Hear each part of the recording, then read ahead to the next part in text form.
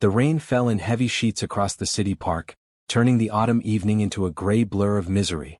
Most people had rushed indoors hours ago, but one figure remained on the old wooden bench, hunched over something precious in his arms. Christopher Bennett, worth over $2 billion according to Forbes, sat soaked to the bone, his expensive suit clinging to his trembling frame like a second skin. In his arms, baby Lucas screamed with the desperate cry of a 4-month-old who hadn't been properly fed or changed in hours. The sound cut through the rain like a knife, but Christopher seemed too exhausted to care. His eyes, red-rimmed and hollow, stared straight ahead at nothing. 3 days ago, his ex-wife Rachel had dropped Lucas on his doorstep with nothing but a diaper bag and a note saying she couldn't handle motherhood anymore. Christopher had tried everything. Hired the best nannies money could buy, but Lucas rejected them all. The baby would scream until they left, then fall silent only to start again when a new face appeared. Nothing worked. No amount of money could fix this. So here he sat, in the rain, wondering how someone who could run a tech empire worth billions couldn't figure out how to comfort one tiny baby. "Mummy, why is he sleeping here?" The small voice cut through his despair like sunlight breaking through storm clouds. Christopher looked up to see a little girl with dark braids, maybe 6 years old, pointing at him from under a bright yellow umbrella. Beside her stood a young woman, beautiful despite her worn scrubs and tired eyes. "Sophie, don't point," the woman said gently, but her voice carried genuine concern as she studied Christopher and the crying baby. "Sir, are you all right? That baby sounds hungry." Christopher tried to speak but only managed a hoarse whisper. "I don't know what to do anymore." The woman stepped closer, her daughter staying right beside her. "I'm Amara Thompson and this is Sophie. We live in the apartments across the street." She knelt down slightly, studying the baby with professional eyes. "When did he last eat?" "This morning, I think. Maybe yesterday morning. I can't remember." Christopher's voice broke. "I have everything money can buy but nothing works. He won't stop crying." Amara's heart clenched. She recognized that look, the desperate exhaustion of a parent at the end of their rope. She'd been there herself when Sophie was born and she was all alone. "What's your name?" "Christopher." "This is Lucas."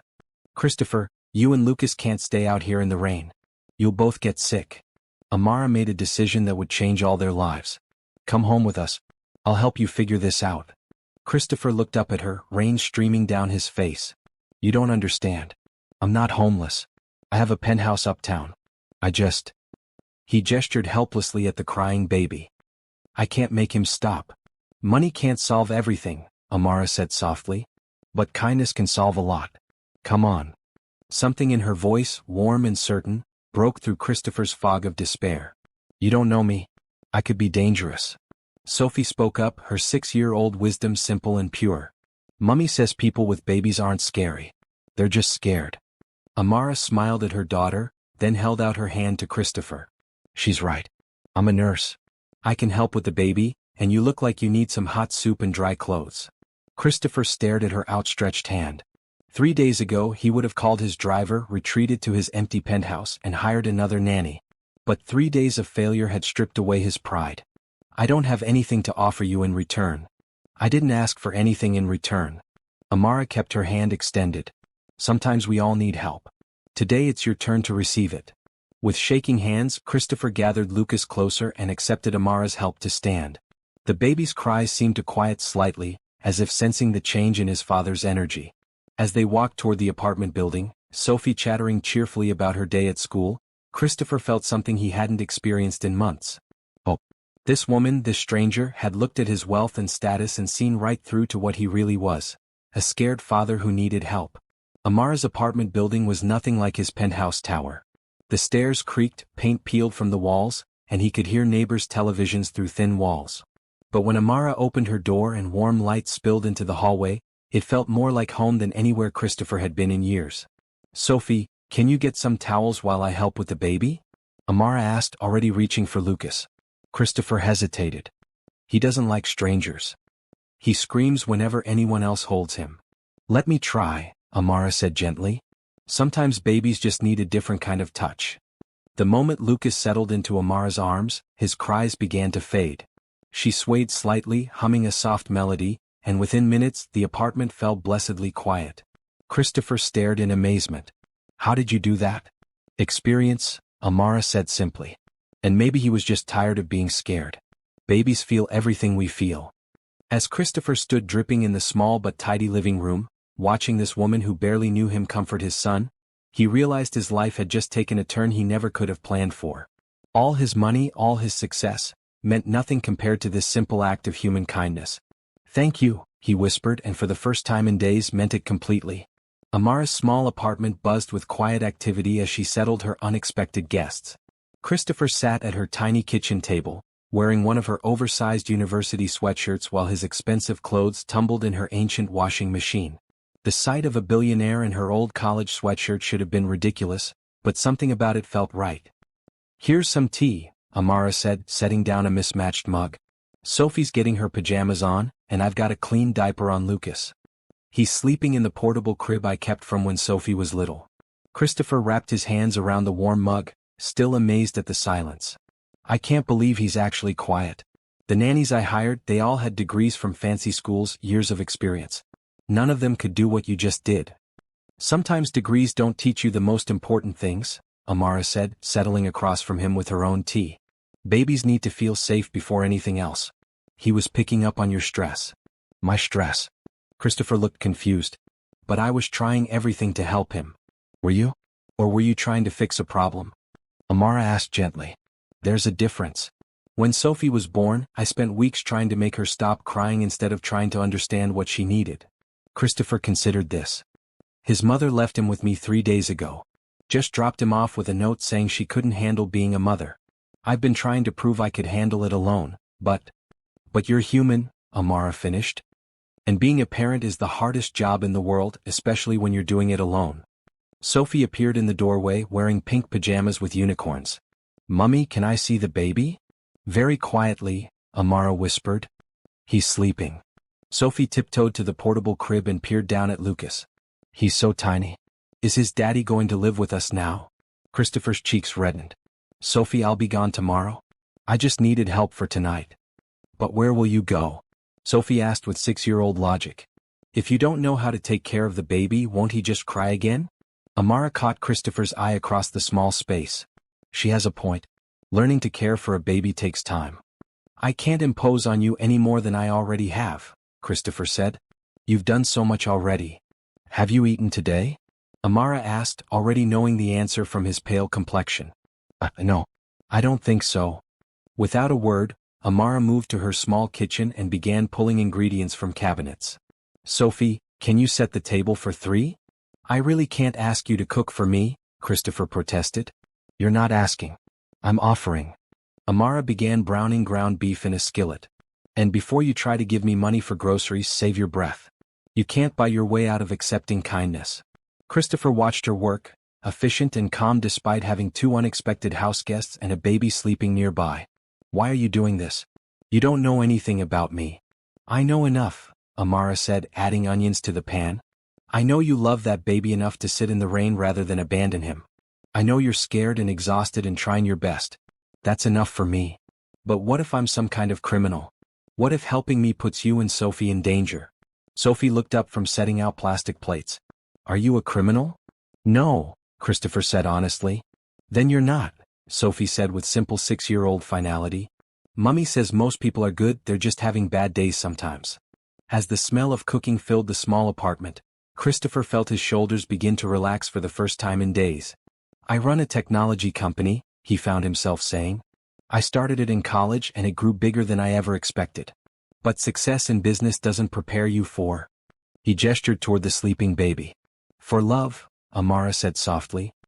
"Business is about controlling outcomes. Love is about accepting that you can't control everything and that's okay." They ate dinner together at the small table, Sophie chattering about school while Lucas slept peacefully nearby. Christopher found himself actually tasting food for the first time in days, laughing at Sophie's stories about her friends. "Mummy works at the hospital," Sophie informed Christopher importantly. "She helps people feel better." "What do you do at the hospital?" Christopher asked Amara. "I'm a pediatric nurse," she said. "Night shift, usually. My neighbor Mrs. Rodriguez watches Sophie while I work." Christopher did quick math in his head. Night shift nursing, single mother, this apartment. Amara was barely making ends meet, yet she'd invited strangers home and cooked them dinner without hesitation. When have you ever witnessed such pure kindness from a stranger? When someone extends a helping hand without asking for anything in return, doesn't it make you believe there's still good in the world? Share your thoughts in the comments below, and don't forget to subscribe for more heartwarming stories like this one.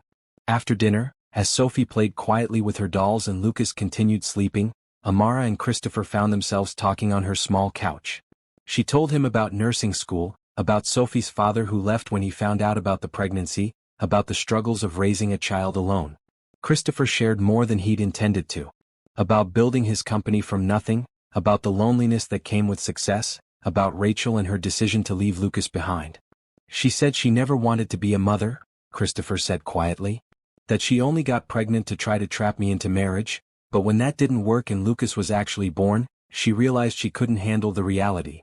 That must have been devastating, Amara said. The worst part is I think Lucas knows. Babies are smarter than we think.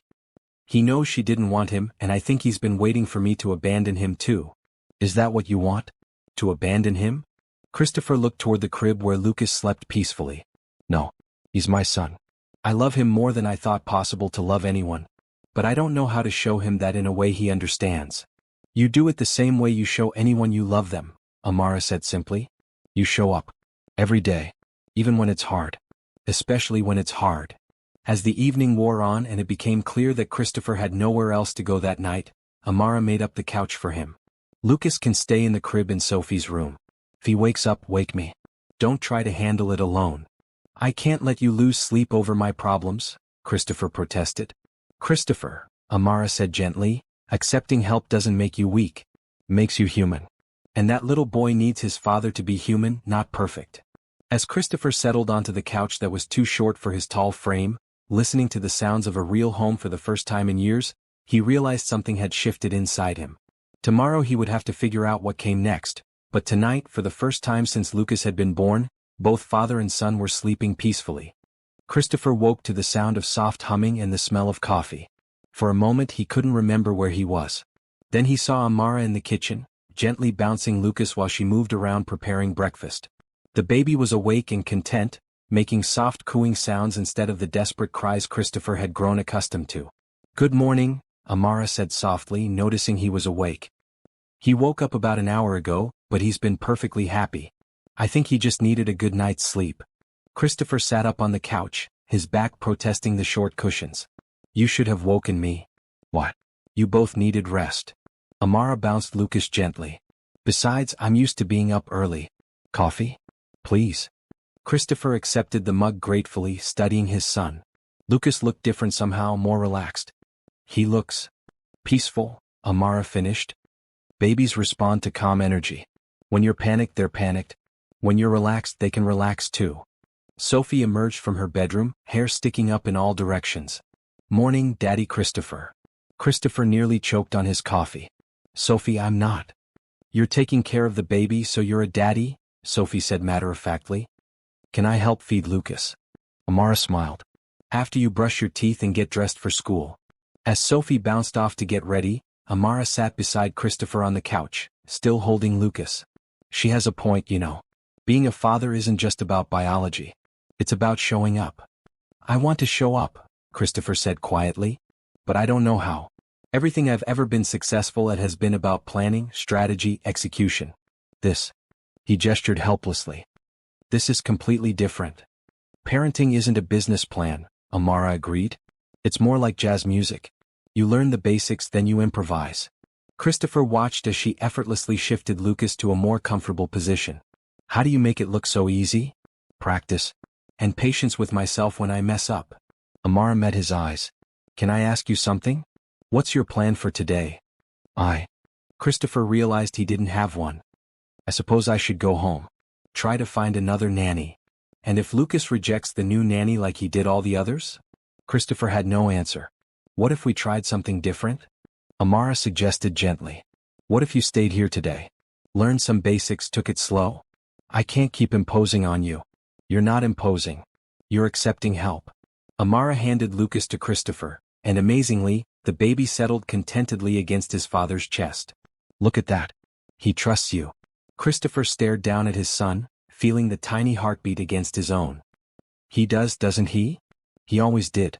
You just needed to trust yourself. After Sophie left for school with promises to come straight home to see the baby, Amara began teaching Christopher the basics of infant care. She showed him how to hold Lucas properly, how to read his different cries, how to burp him effectively. The key is confidence, she explained as Christopher successfully changed his first diaper without incident. Babies can sense hesitation. If you're unsure, they get unsure. But what if I hurt him? He's so small. You won't hurt him by being gentle and careful. You'll hurt him more by staying distant because you're afraid. They spent the morning taking care of Lucas together, and Christopher began to see patterns he'd missed before. The way Lucas's cries changed depending on what he needed. How he calmed when Christopher spoke in low, soothing tones. The way he seemed to search for his father's face when he was upset.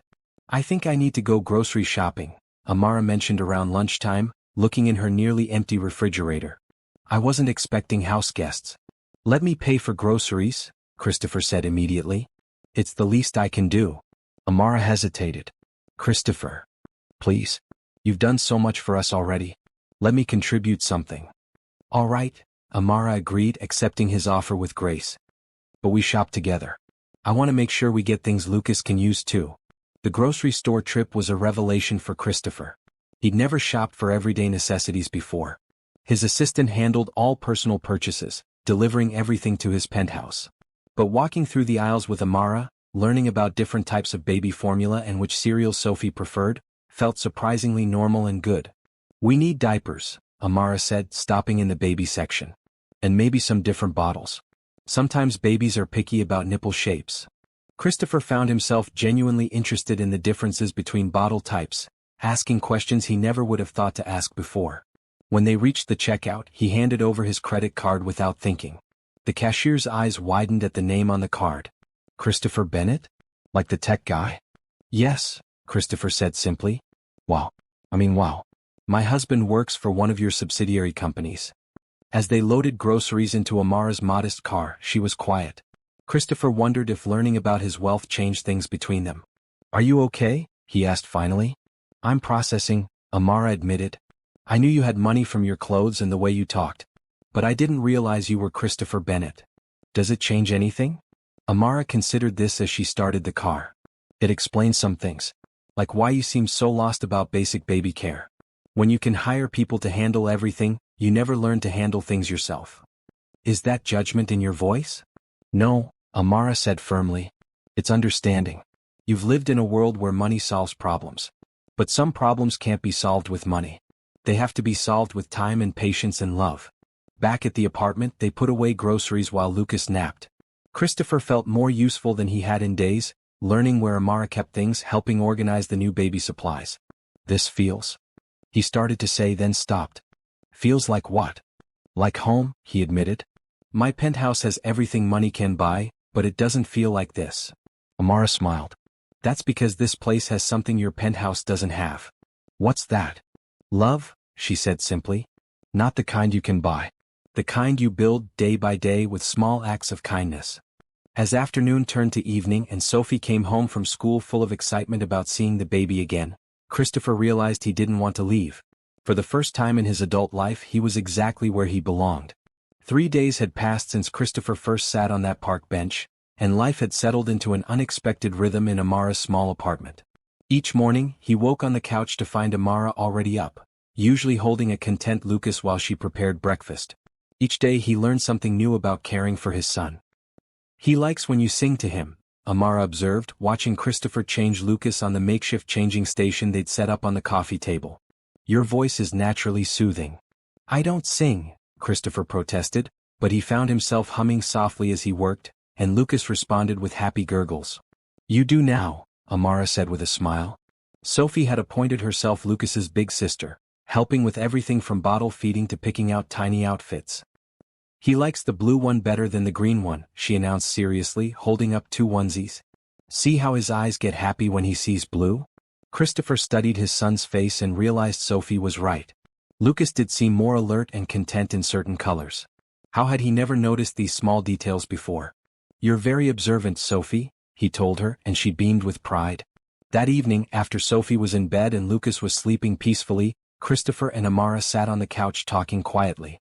These conversations had become precious to Christopher, a time when he could share thoughts he'd never voiced to anyone. "Can I ask you something personal?" Christopher said. "You can ask." "I might not answer," Amara replied with a gentle smile. "Sophie's father. Do you ever regret having her?" Amara's voice was firm. "Never. Not for 1 second. But it must have been hard being alone." Amara was quiet for a moment. "The hardest thing wasn't being alone. It was learning to trust myself. Everyone had opinions about what I should do. Keep the baby, give her up, get back with him. But I had to learn to trust that I knew what was best for my child." "How did you learn that?" "By making mistakes and realizing they weren't fatal. By accepting help when I needed it. By understanding that loving someone doesn't mean being perfect, it means being present." Christopher considered this. "I've spent my whole life trying to be perfect. In business, perfection is the goal. 0 defects, maximum efficiency. And with Lucas? With Lucas, I'm learning that perfection is impossible. But maybe that's okay." As the days continued, Christopher began to understand what Amara meant about being present. When Lucas cried, instead of panicking and trying to fix it immediately, Christopher learned to hold him close and wait, letting his son feel safe before addressing the problem. It worked every time. He also began to see how Amara lived. She worked long shifts at the hospital, coming home exhausted but always finding energy for Sophie. Her refrigerator was covered with Sophie's artwork, her evenings spent helping with homework or reading bedtime stories. Every decision she made was filtered through one question: what's best for Sophie? "I want to do something," Christopher announced on Thursday morning. "What's that?" Amara asked, preparing to leave for a day shift at the hospital. "The bathroom faucet drips. The bedroom door doesn't close properly. The kitchen light flickers. Let me fix these things while you're at work." "Christopher, you don't have to." "I want to," he said firmly. "You're letting me stay here, learn how to be a father. Let me contribute something useful." Amara studied his face and saw genuine desire to help, not obligation. "Okay. But if you can't figure something out, wait for me to get home. Don't hire professionals to come in here." "Why not?" "Because then you're not fixing things. You're buying solutions. There's a difference." After Amara left for work and Sophie for school, Christopher found himself alone with Lucas for the first time since that night on the bench. The old panic started to rise, but he pushed it down. Lucas was fed, changed, and content in his bouncy seat, watching his father with bright, curious eyes.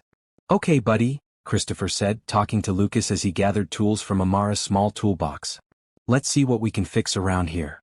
The dripping faucet turned out to be a simple washer replacement. Christopher had never done basic plumbing before, but he watched online tutorials while Lucas babbled happily nearby. When he finally stopped the drip, he felt a surge of pride that had nothing to do with closing business deals or stock prices. The bedroom door required adjusting the hinges. Christopher worked carefully, Lucas in his carrier right beside him, talking to his son about what he was doing. "See the screw here? It's loose so the door doesn't hang straight. We tighten it up and everything works better." Lucas seemed fascinated by his father's voice and the tools. When Christopher successfully hung the door properly, Lucas clapped his tiny hands together, making Christopher laugh out loud. "You like watching Daddy work, don't you?" The flickering kitchen light was more challenging. Christopher discovered the problem wasn't the bulb but a loose wire connection. As he carefully secured the wiring, he talked to Lucas about electrical safety, about taking time to do things right instead of rushing. "In business, I always rushed," he told his son. "Faster was always better. But with you, I'm learning that slower can be better. Taking time to understand the problem before trying to fix it." When Amara came home that evening, she stopped in the doorway, amazed. The apartment felt different. Not just because the minor repairs were done, but because it felt more like a home where a family lived together. "Everything works," she said, testing the light switch. "Lucas helped," Christopher said proudly. "He's a very good supervisor." Sophie ran in from school and immediately noticed the changes. "Daddy, Christopher fixed everything. Look, the door closes right now." That evening at dinner, Sophie made an announcement. "Tommy at school asked if Daddy Christopher was my new daddy." Christopher tensed, waiting for Amara to correct her daughter. Instead, Amara asked gently, "What did you tell Tommy?" "I told him that families come in different ways. Some kids have one mommy and one daddy. Some kids have just a mommy or just a daddy. Some kids have 2 mommies or 2 daddies. And some kids get extra people who love them when they need it most." Christopher felt his chest tighten with emotion. "Sophie, that's very wise. Mummy says love makes families, not just being born together." Later, after Sophie was asleep and Lucas was down for the night, Christopher and Amara sat on the couch, both lost in thought. "She's right, you know," Amara said softly. "About families. Are you saying?" Christopher began. "I'm saying that you and Lucas have become part of our family. Not because of paperwork or legal documents, but because we care about each other. We show up for each other." Christopher reached for her hand. "I've never had a family like this before. My parents were more like business partners than parents. Rachel and I were never really partners at all." "What do you want, Christopher? For yourself and for Lucas?" Christopher looked around the small apartment, at the evidence of their life together. Sophie's homework on the table, Lucas's bottles in the dish drainer, his own clothes folded neatly on the chair. "I want this," he said simply. "I want home." Christopher woke on Monday morning to his phone buzzing insistently. He'd been ignoring calls from his office for over a week, but the urgency in the ringtone told him his absence was no longer something he could put off. "Christopher Bennett?" he answered quietly, not wanting to wake Lucas. "Christopher, thank God," came the frantic voice of his assistant, Rebecca. "Where have you been? The Samsung deal is falling apart, the investors are threatening to pull out of the Singapore expansion, and the board is meeting tomorrow morning with or without you." Christopher felt the familiar weight of corporate responsibility settling back onto his shoulders. "I'll be in this afternoon." "This afternoon? Christopher, you've been missing for a week. People are starting to talk about whether you're fit to run the company." Christopher looked around Amara's small apartment, at Lucas sleeping peacefully in his crib, at Sophie's drawing stuck to the refrigerator. "I haven't been missing, Rebecca. I've been learning how to be a father." That's wonderful, but you have responsibilities." "You're right," Christopher said quietly. "I'll be in at 2. After hanging up, he found Amara in the kitchen, preparing breakfast before her shift. She'd heard enough of the conversation to understand. "You have to go back," she said. "It wasn't a question. I have to go in, yes. But Amara, this week with you and Sophie and Lucas, it's been the most important week of my life." "I know," she said softly. "But you can't run away from your responsibilities forever." "I'm not running away. I'm trying to figure out how to balance everything." Christopher sat down heavily at the small table. "I don't want to go back to the way things were before." Sophie appeared in the kitchen doorway, already dressed for school. "Are you leaving us, Daddy Christopher?" The question hit Christopher like a physical blow. "Sophie, I have to go to work today, but you're coming back, right? You and Lucas." Christopher looked at Amara, seeing his own uncertainty reflected in her eyes. "I don't know what happens next, sweetheart. I wish I did." After Sophie left for school, Christopher prepared to leave for his office. Lucas fussed when Christopher tried to put him in his car seat, sensing the tension in his father's body. "He knows something's wrong," Amara observed. "I don't want to take him to the office. It's not a place for babies." "Then don't," Amara said simply. "Let me watch him today." "I can't ask you to do that." "You're not asking. I'm offering." Amara took Lucas from Christopher's arms, and the baby immediately settled. "Go handle your business. Lucas and I will be here when you get back. Promise?" "Promise." Christopher's office building felt like a foreign country after a week in Amara's apartment. Everything was glass and steel and efficiency, the exact opposite of the warm, lived-in feeling of home. His assistant Rebecca met him at the elevator, tablet in hand, firing off updates and urgent matters that needed immediate attention. "The Samsung executives are in conference room A," she said as they walked briskly toward his office. "Legal needs your signature on the merger documents, and the board wants a full explanation for your absence. Schedule a board meeting for tomorrow morning," Christopher said, settling behind his massive desk. "And Rebecca, I need you to do something for me." "Of course. I need you to find someone. A pediatric nurse named Amara Thompson. She works night shift at Metropolitan Hospital. I want to offer her a position."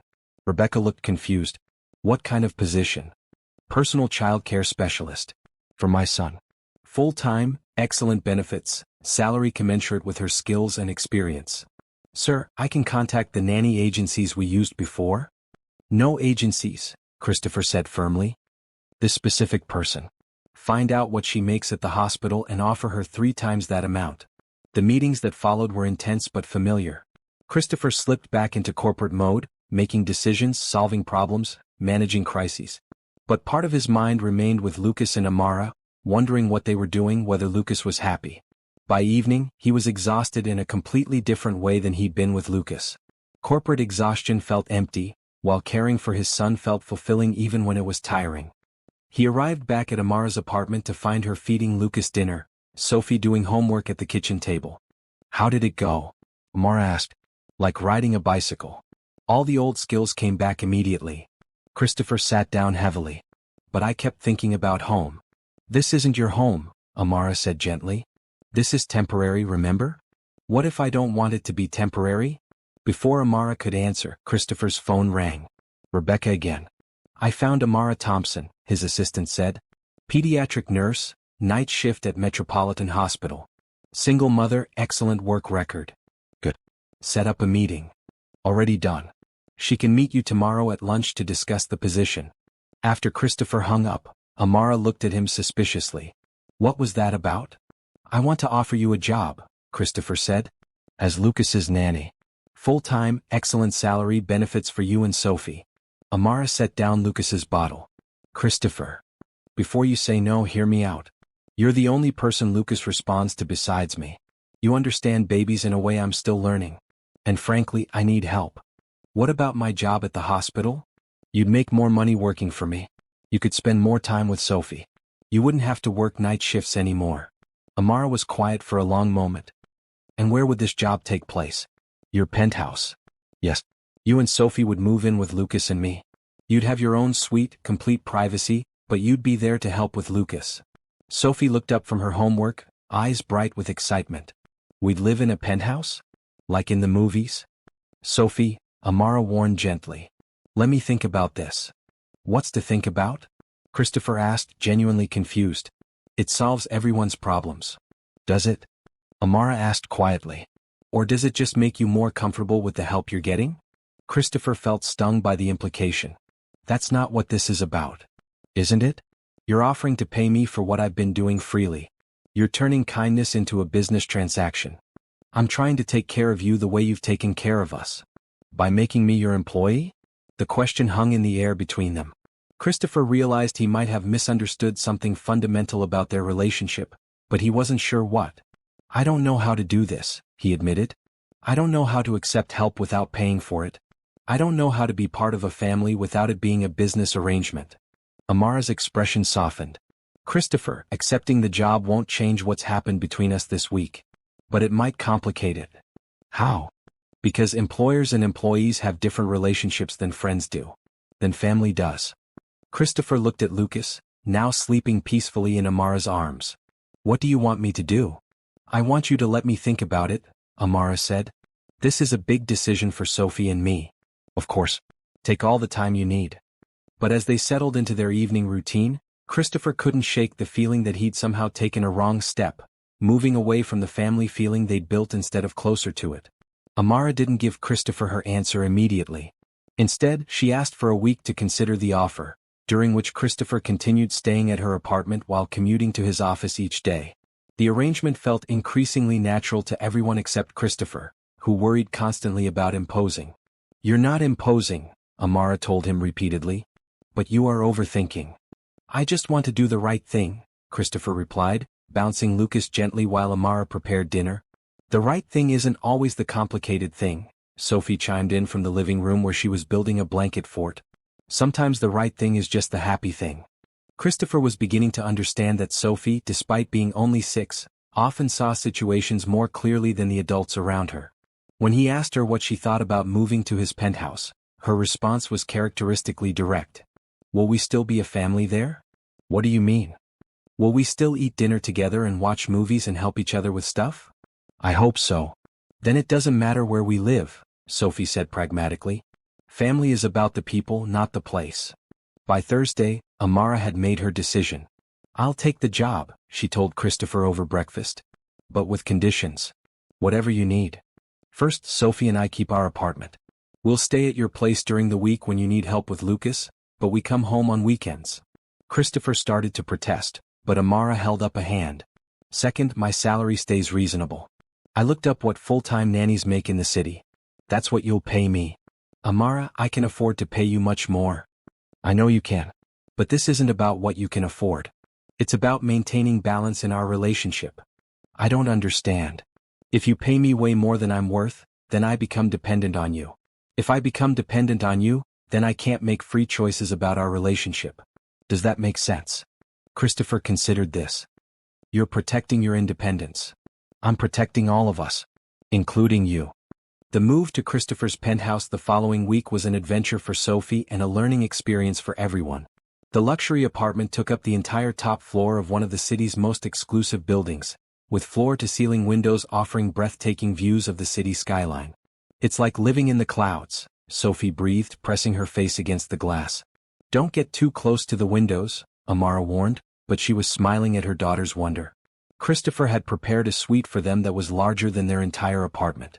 Sophie had her own bedroom with an en-suite bathroom, while Amara's room was spacious and elegant, with a small sitting area and its own entrance to maintain privacy. This is too much, Amara said, looking around the beautifully appointed rooms. It's what I have, Christopher replied. I want you to be comfortable. Lucas seemed to thrive in the new environment. With more space to spread out and Amara's constant presence to provide security, he became increasingly social and happy. Christopher found himself looking forward to coming home from work each evening, knowing he'd find his son content and his family waiting for him. The word family still felt strange to Christopher, but that's what they'd become. Sophie did her homework at the large dining room table while Christopher worked on his laptop nearby. Amara prepared meals in the gourmet kitchen, teaching Christopher basic cooking skills when he expressed interest. I've never actually cooked anything from scratch, Christopher admitted, watching Amara prepare homemade pasta sauce. Never? I had a housekeeper who cooked or I ate out. Even as a kid, my parents employed a cook. Well, Lucas is going to eat real food when he's older, so you should learn. Amara handed him a wooden spoon. Stir this while I cut vegetables. Cooking together became one of Christopher's favorite parts of the day. There was something deeply satisfying about creating something nourishing with his own hands, about the way Sophie helped by setting the table, about Lucas watching them from his high chair with bright, curious eyes. This is what normal families do, isn't it? Christopher asked one evening as they cleaned up after dinner. Define normal, Amara replied, drying dishes while Christopher washed. I mean, they cook together, eat together, talk about their days. Some do. Every family creates their own normal. What's our normal? Amara smiled. Our normal is helping each other. Showing up. Being present. Christopher was learning that being present required skills he'd never developed in business. When Sophie needed help with math homework, he couldn't delegate it to an assistant. When Lucas was teething and crying, he couldn't hire someone to fix the problem immediately. He had to sit with the discomfort, offer comfort, and wait for things to resolve naturally. Patience, Amara told him when he got frustrated with Lucas's fussiness. Babies don't operate on business timelines. How do you stay so calm all the time? I don't. I just don't panic anymore when things don't go according to plan. Teach me. You're already learning. Look how you handled Lucas's bedtime routine tonight. Christopher thought back to that evening's bedtime. Lucas had been overtired and difficult, rejecting his bottle and crying when put in his crib. Instead of calling for Amara immediately, Christopher had picked up his son, dimmed the lights, and simply walked around the apartment, humming softly until Lucas finally relaxed and fell asleep in his arms. I did handle it, didn't I? You've been handling it for weeks now. You just haven't been trusting yourself. The revelation that he could trust himself was profound for Christopher. In business, he trusted his instincts completely. But with personal relationships, he'd always doubted his abilities. Living with Amara and Sophie was teaching him that the same instincts that made him successful in business could be applied to family life, just with different goals. Instead of maximizing profit, he was maximizing happiness. Instead of beating competitors, he was building relationships. Instead of closing deals, he was opening his heart. I think I'm finally learning how to live, he told Amara one evening after Sophie and Lucas were both asleep. What do you mean? Before this, I was just working. Even my personal life was like work. Everything was a transaction, a goal to achieve, a problem to solve. Christopher paused, looking around the living room where Sophie's coloring books were scattered on the coffee table and Lucas's toys were neatly arranged in a basket. But this feels like living. What's the difference? Living has room for mess. For things that don't have a purpose except joy. For relationships that don't have an end goal except love. Amara smiled. You're getting it. Am I? You're here. You're present. You're choosing us over everything else that demands your attention. That's love in action. As Christopher settled into his new life, he realized that success wasn't what he'd always thought it was. Success wasn't just about building wealth or growing companies. Real success was about building relationships, growing as a person, and creating something meaningful that would last beyond any business achievement. For the first time in his adult life, Christopher felt successful in the ways that truly mattered. By the third week of their new living arrangement, a rhythm had developed that felt surprisingly natural to everyone involved. Christopher's days started early with Lucas, giving Amara time to get Sophie ready for school and pack lunches. Evenings were spent together in the large living room, homework spread across the coffee table while Lucas played on his blanket nearby. "I have a parent-teacher conference next week," Amara mentioned over dinner one Friday evening. "How's Sophie doing in school?" Christopher asked, genuinely interested. "Really well. Her teacher says she's one of the most helpful students in class, always looking out for kids who need extra support." Sophie beamed at the praise. "Tommy was sad because he forgot his lunch money, so I shared my sandwich with him." "That was very kind of you," Christopher said, and Sophie glowed with happiness.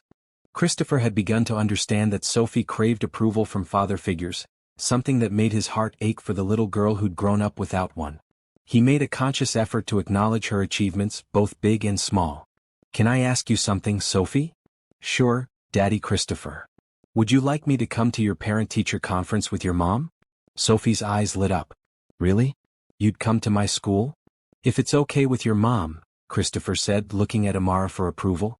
Amara felt a flutter of emotion at the simple offer. No one had ever offered to accompany her to Sophie's school events before. That would be wonderful. The parent-teacher conference was a revelation for Christopher. He'd attended countless board meetings and investor presentations, but watching Sophie's teacher describe her daughter's progress filled him with a different kind of pride entirely. "Sophie is reading above grade level and shows real aptitude for mathematics," Mrs. Patterson explained. "She's also one of our natural leaders. Other children look up to her." "She's always been special," Amara said proudly. "I can see where she gets it," Mrs. Patterson said warmly. "It's wonderful to see such involved parents." Walking out of the school together, Christopher felt something shift inside him. Parents. Plural. Not just Amara as Sophie's mother, but both of them as Sophie's parents. "How did that feel?" Amara asked as they walked to the car. "Like I belonged there," Christopher said honestly. "Like I had the right to be proud of her achievements." "You do have that right. You've earned it." That weekend, Christopher suggested they all go somewhere together as a family. "What would you like to do, Sophie?" "Can we go to the zoo? I want to show Lucas the animals." The zoo trip became one of Christopher's favorite memories. Sophie acted as tour guide, explaining each animal to Lucas with 6-year-old authority, while Christopher pushed the stroller and Amara took pictures. They looked like any other family enjoying a weekend outing. "Look, Lucas," Sophie said, pointing at the elephants. "Those are elephants. They have long noses called trunks and they're very smart like Daddy Christopher." "Like Daddy Christopher?" Amara teased. "He's smart about business stuff and they're smart about elephant stuff," Sophie explained matter-of-factly. Lucas seemed fascinated by the animals, his eyes tracking movement and his little hands reaching toward colorful birds. Christopher found himself narrating everything they saw, watching for his son's reactions. "I think he likes the monkeys best," Christopher observed as Lucas giggled at their antics. "He's probably thinking they're as silly as his daddy," Amara said, making Christopher laugh.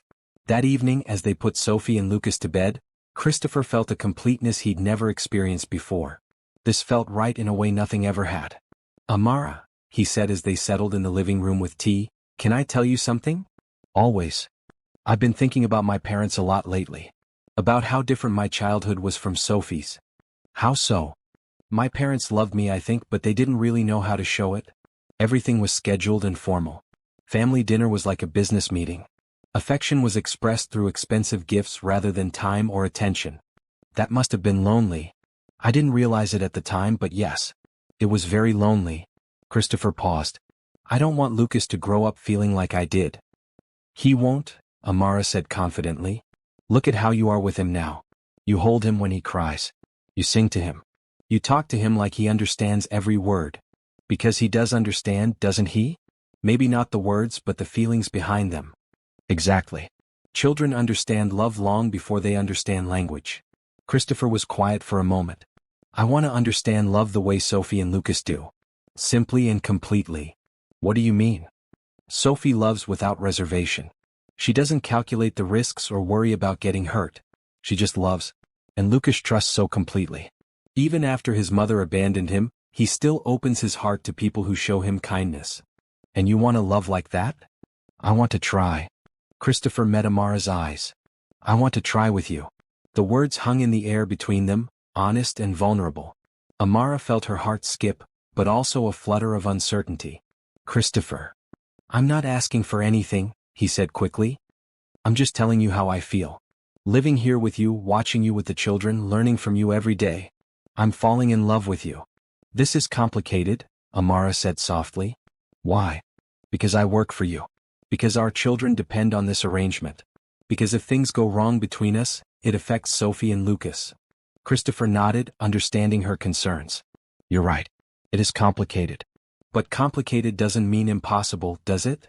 No, Amara admitted. It doesn't. Can we take it slow? See where it leads. Amara studied his face, seeing the same sincerity that had drawn her to help him that first night on the bench. We can try.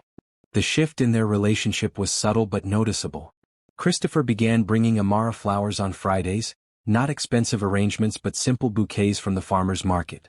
They started watching movies together after the children were asleep, sitting closer on the couch, sometimes holding hands.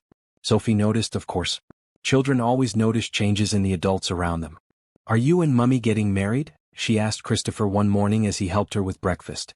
Would you like that? Christopher asked carefully. I think so. You make Mummy smile more. And you make really good pancakes. Those are both important qualifications for a husband, Christopher said seriously, making Sophie giggle. Plus you love Lucas and me. I do love you and Lucas. Very much. Then you should probably marry Mummy, Sophie said with 6-year-old logic. That's what people do when they love each other. As Christopher flipped pancakes and listened to Sophie's reasoning, he realized she was absolutely right. People who love each other do get married. They build families and homes and futures together. For the first time since his divorce, Christopher began to imagine a future that included marriage, not as a business partnership but as a union of hearts and lives genuinely committed to each other. Life had settled into a beautiful routine when the phone call came that threatened to destroy everything they'd built. Christopher was at the office when his lawyer called with news that made his blood run cold. Rachel's filed for custody of Lucas, the lawyer explained. She's claiming you're an unfit father due to your recent lifestyle changes. Lifestyle changes? Christopher repeated, his voice tight. She's claiming you've abandoned your responsibilities, that you're living with a woman of questionable character, and that Lucas would be better off with her. Christopher felt rage building in his chest. She abandoned him. She left him with me and said she never wanted to see him again. I know that, Christopher, but the family court system often favors mothers. We need to prepare for a fight. That evening, Christopher came home to find Amara and Sophie playing with Lucas in the living room. The scene that usually filled him with joy now filled him with terror. What if he lost this? What if Rachel succeeded in taking Lucas away? Christopher, what's wrong? Amara asked immediately, recognizing the stricken look on his face. After Sophie went to bed, Christopher told Amara about Rachel's custody petition. He watched the color drain from her face as the implications became clear. She wants to take Lucas back? Amara asked quietly. According to my lawyer, yes. After abandoning him for months? The law doesn't always make sense, Christopher said bitterly. And apparently living with you makes me look unstable in court. Amara flinched as if he'd slapped her. I see. That's not what I meant, Christopher said quickly. That's what her lawyers are claiming. Not what I believe. Maybe I should move back to my apartment until this is resolved, Amara suggested, though her voice shook at the thought. No, Christopher said firmly. We don't run away from problems. We face them together. But if my presence here hurts your case, then we fight harder. Amara, you and Sophie are not the problem. You're the solution. Lucas thrives with us. Any court with eyes can see that. The next few weeks were a nightmare of legal preparations. Christopher's lawyers worked around the clock building a case that showed Lucas's well-being and stability in their care. Character references, medical records, photographs of Lucas happy and healthy, testimony about Christopher's transformation as a father. But Rachel's lawyers were aggressive, painting Christopher as an irresponsible playboy who'd moved a strange woman and child into his home without proper vetting. They questioned Amara's motives, suggesting she was a gold digger who'd targeted a vulnerable wealthy man. They're going to put you on the witness stand, Christopher's lawyer warned Amara. They'll try to make you look like you're taking advantage of Christopher's situation. Let them, Amara said firmly. I know why I'm here. I know how I feel about Christopher and Lucas. The truth will speak for itself. The custody hearing was held on a gray Tuesday morning in downtown family court. Christopher sat at the defendant's table with his legal team, while Rachel sat across the room looking polished and remorseful. Rachel's lawyer painted a picture of a mother who'd made a mistake in leaving but had since gotten therapy and was ready to provide Lucas with the stable home he deserved. They argued that Christopher's lifestyle was chaotic, that he'd moved strangers into his home, and that a baby needed his biological mother.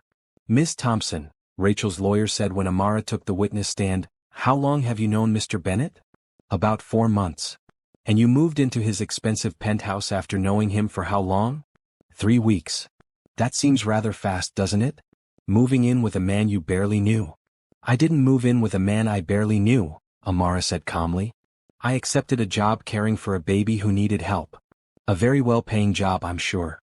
A fair job that allows me to provide better for my daughter while helping a family that needed support.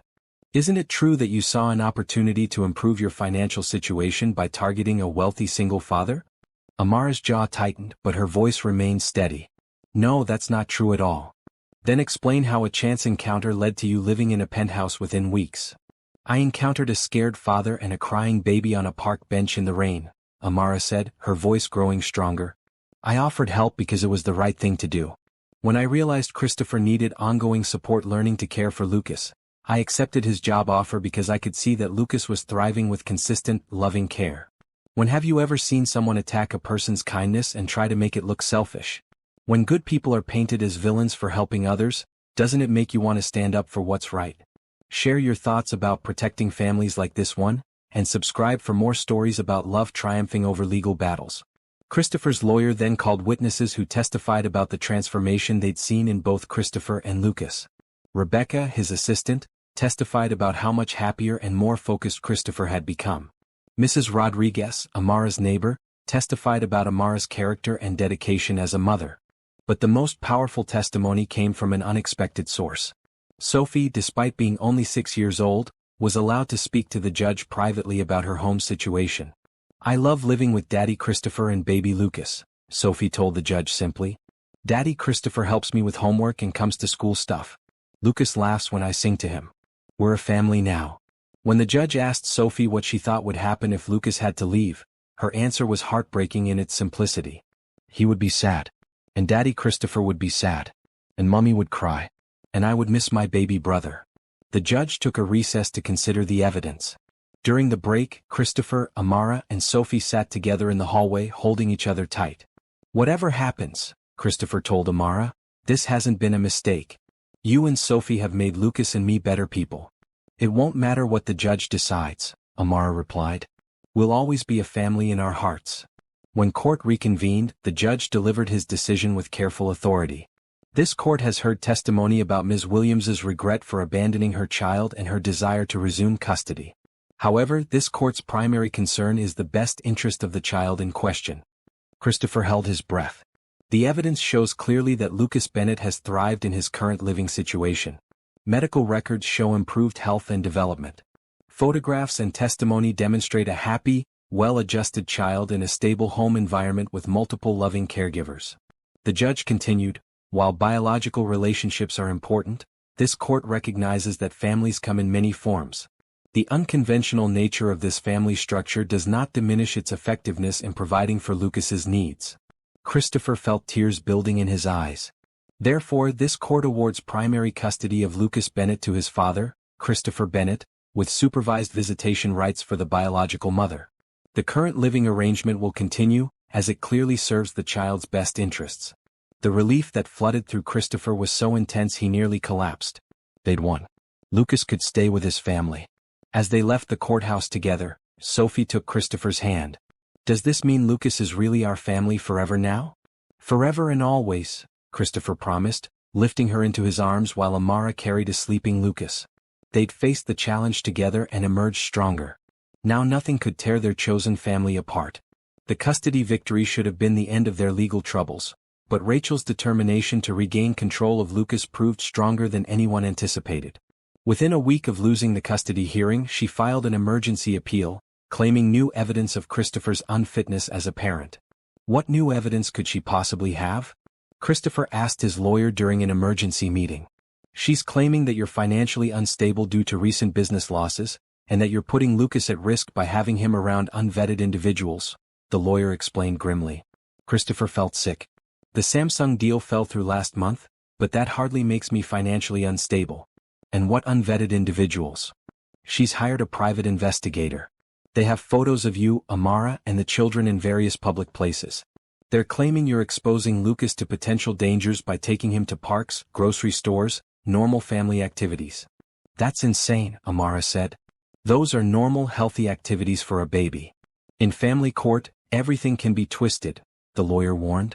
She's also questioning your living arrangement again, suggesting it's inappropriate for Lucas to be exposed to an unmarried couple's relationship. The hearing was scheduled for the following month, giving Rachel's legal team time to build their case while Christopher's team prepared their defense. The stress began affecting everyone in the household. Lucas, sensitive to the tension around him, became fussier and more clingy. Sophie worried that they might have to move again, asking repeatedly if they were still going to be a family. Christopher threw himself into work to distract from his anxiety, while Amara struggled with guilt over potentially being the cause of Lucas losing his father. Maybe I should step back, Amara suggested one evening after a particularly difficult day when Lucas wouldn't stop crying. If the court thinks our relationship is inappropriate for Lucas. No, Christopher said firmly, taking Lucas from her arms. We don't solve problems by running away from each other. We solve them by standing together. But what if standing together costs you your son? Christopher looked down at Lucas, who was finally beginning to calm in his father's arms, then back at Amara. What kind of father would I be if I taught my son that love is something to hide or be ashamed of? What kind of man would I be if I abandoned the woman I love when things get difficult? Christopher. I love you, Amara. I love Sophie. I love the family we've built together. And I'll fight for all of it. The weeks leading up to the hearing were intense with preparation. Christopher's legal team gathered evidence of his financial stability, his growth as a father, and the positive impact Amara and Sophie had on Lucas's development.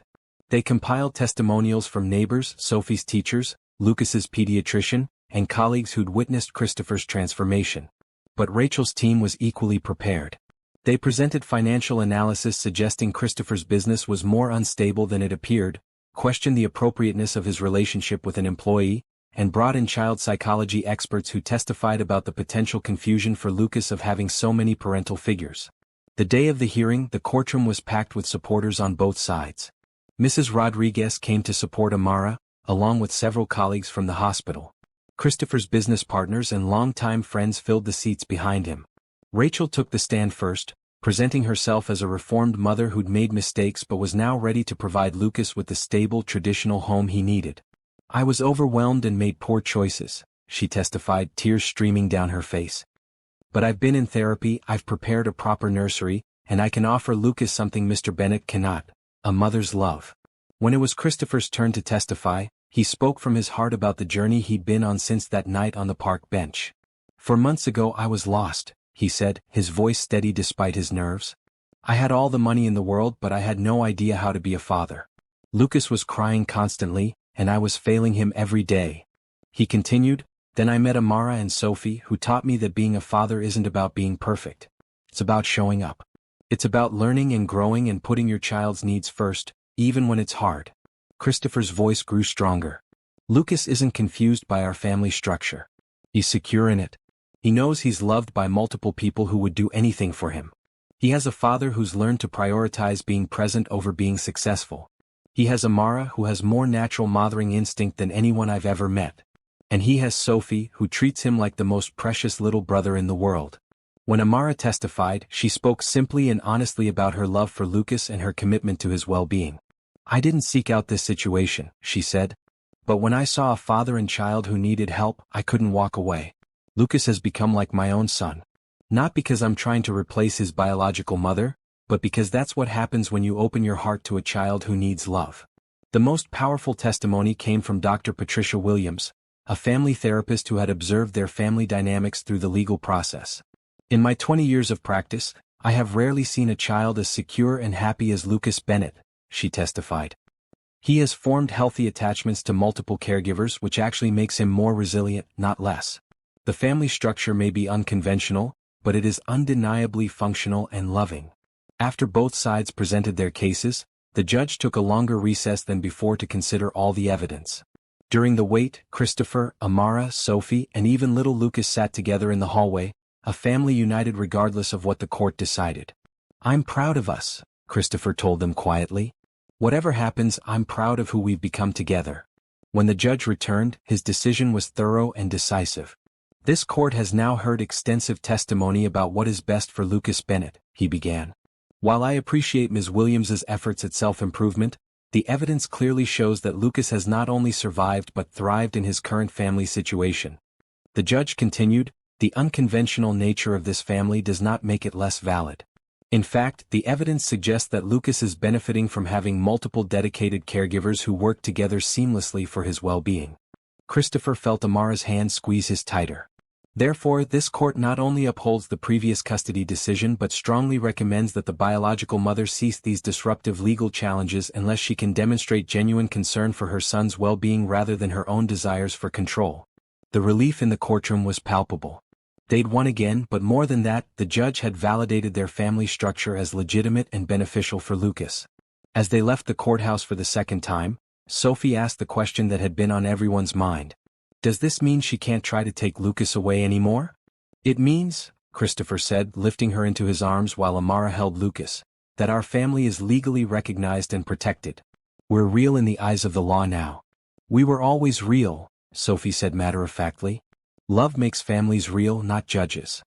Once again, the 6-year-old had summarized everything perfectly.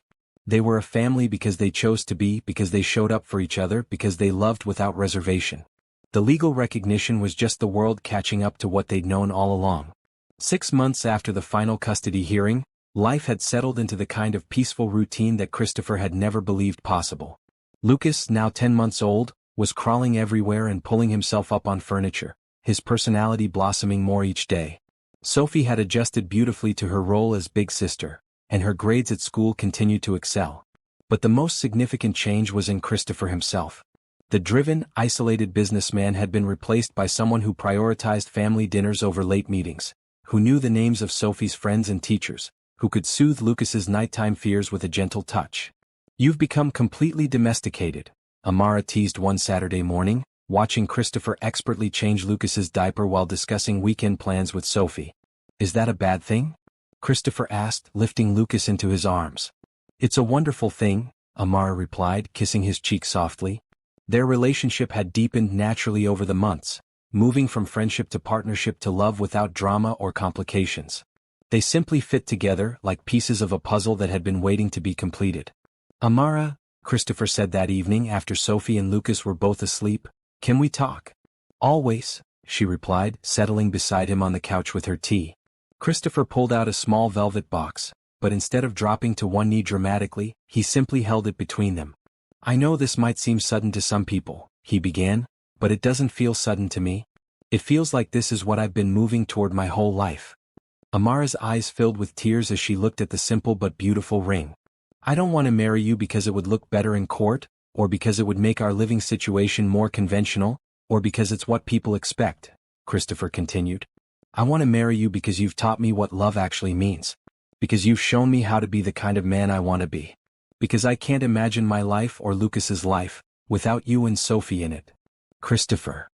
I know we started as strangers who helped each other in a crisis, but we've become something much more important than that. We've become a family. And I'd like to make that official if you'll have me." Amara looked at this man who had changed so completely from the broken person she'd found on a park bench. "Are you sure you're ready for this? For all of it? Marriage, being Sophie's stepfather officially, combining our lives completely?" "I've never been more sure of anything," Christopher said honestly. "Amara, you and Sophie saved Lucas and me in every way that matters.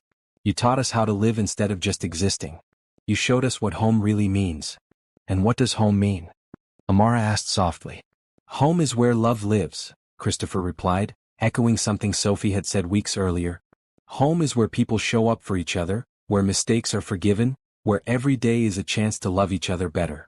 Amara reached for the ring box, her hands trembling slightly. "Yes," she whispered. "Yes, I'll marry you." As Christopher slipped the ring onto her finger, both of them were crying happy tears. This wasn't just a proposal, it was the official recognition of what they'd already built together. The engagement was celebrated quietly with just the four of them. Sophie was ecstatic, immediately beginning to plan what she called the most beautiful wedding ever, while Lucas clapped his hands and babbled as if he understood the significance of the moment. They decided on a simple ceremony in the apartment where they'd first become a family. It seemed fitting to celebrate their new beginning in the place where their love had first taken root. The wedding day was perfect in its simplicity. Mrs. Rodriguez came to witness, along with Rebecca from Christopher's office, a few colleagues from Amara's hospital, and Sophie's teacher, who had become a friend to the family.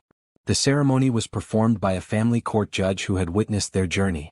Sophie served as maid of honor, carrying Lucas down the short aisle in their living room.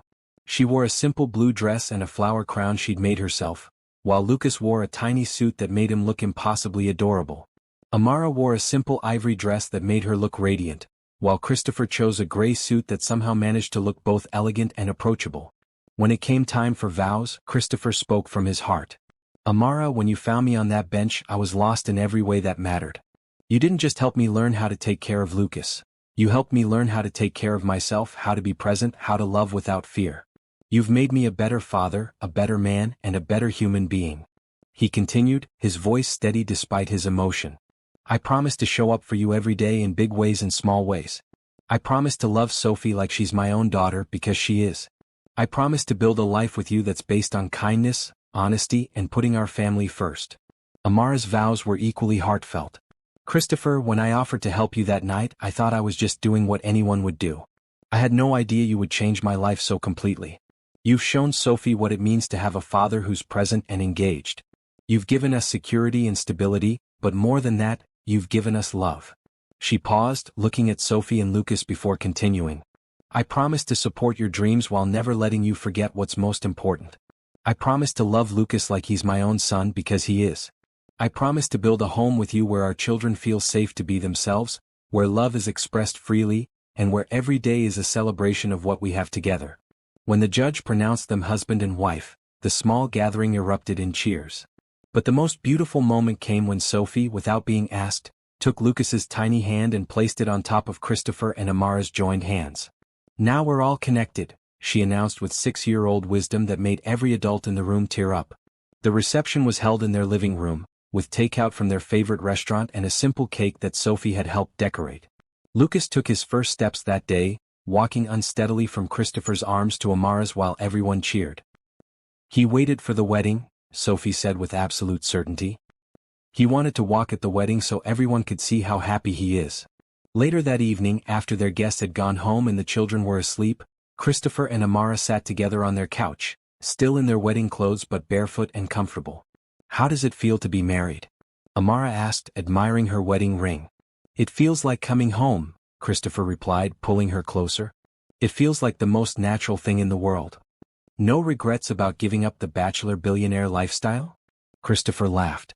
"You mean the lonely penthouse and the string of meaningless relationships?" "Not for a second." They sat in comfortable silence, listening to the sounds of their home. Sophie talking in her sleep in the next room, Lucas making soft baby sounds through the monitor, the familiar creaks and settles of a place where a family lived and loved. "Do you remember what you said to me that first night?" Christopher asked. "About how sometimes we all need help?" "I remember." "You were wrong about one thing," Christopher said softly. "What's that?" "You said it was my turn to receive help that night. But the truth is you needed help too. You needed help providing for Sophie, help giving her the life she deserved, help not having to carry everything alone anymore." Amara considered this. "So we helped each other." "We saved each other," Christopher corrected. "All four of us. We created something beautiful out of our individual struggles."